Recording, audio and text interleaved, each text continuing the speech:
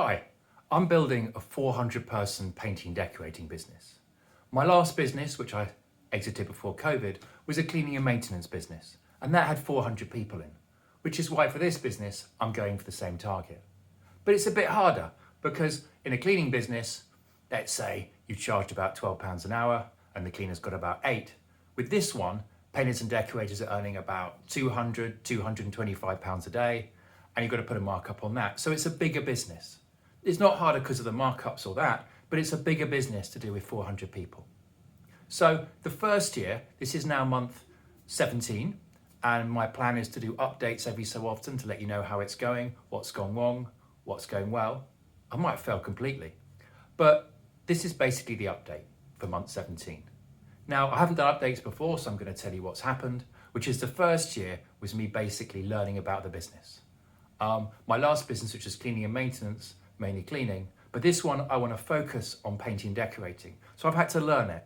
I've had to learn how to get really good at painting and decorating. Not the generalist I was before, but really hone in on that. And the entire process. So the advertising, getting customers, the sales, the quoting, getting the quotes. For sort of brand new leads, people who don't know me, my aim was to get at least 1 in 3 turning into a customer. It was closer to 1 in 2, which some people can say that means you're not charging enough, but other people could say it's good at sales, and I'm working out which one that was. And then doing the job, so the customer's happy with it, and then finally getting paid. And in the early days, I wasn't the best painter and decorator, so customers were generally happy, but I'm a lot better than I was. And then also getting paid, and one customer did rip me off a bit, so I've been learning it. And basically the idea then is to get good at it, to understand it, so that in year 2, I can start taking on painters and decorators. And I've got to get it that the quoting's efficient, the sales efficient, that I'm getting good enough prices that by the time I've delegated it to a painter and decorator, I'm still getting good enough money, and all those things. And I'll be doing videos on what I've learned about those things, and you can see those videos and so on. So then it came to 1 year in, and I started taking on people.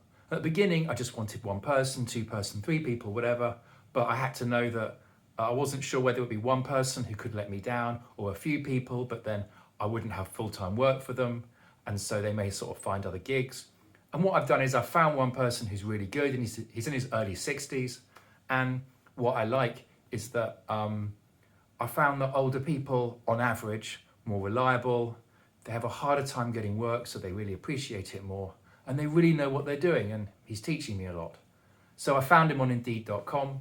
I put the advert out, it was free. You can get upsold by Indeed.com, but I only needed 1 or a few people, so I didn't need that. After a few days, almost 100 applicants had come in. And after doing about 20, where I sort of found that I had good people. Of the 20, about 10 actually turned up for the interview. I did their video interview thing, seemed to be fine. A lot of the older painters and decorators weren't really used to it. 1 preferred to come in, which I actually preferred as well.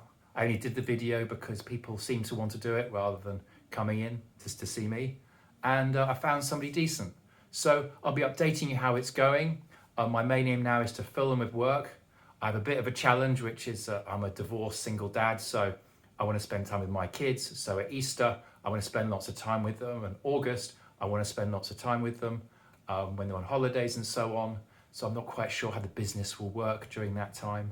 I suppose it's better being in painting and decorating where people to a degree will wait than plumbing where if they've got a leaking tap or something, it's got to be done now and you can't be away with your kids.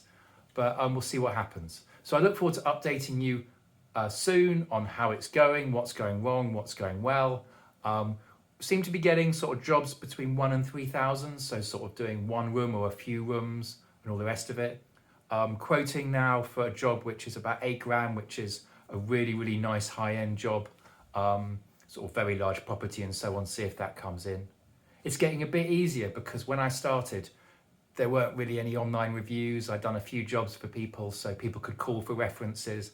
But when I sort of met people, you could tell they were sort of more unsure. And yes, they did contact references of people I'd done work for, but it wasn't sort of the same, and I didn't get some jobs because of it. But now I'm getting some online reviews. I can tell that when I'm meeting the person doing a quote, they've checked the online reviews and they're a lot more comfortable. So that's making things a bit easier. And probably it's actually making it easier to get customers as well and less effort and so on. But speak to you soon. Please do give me your comments and advice and do subscribe to the channel.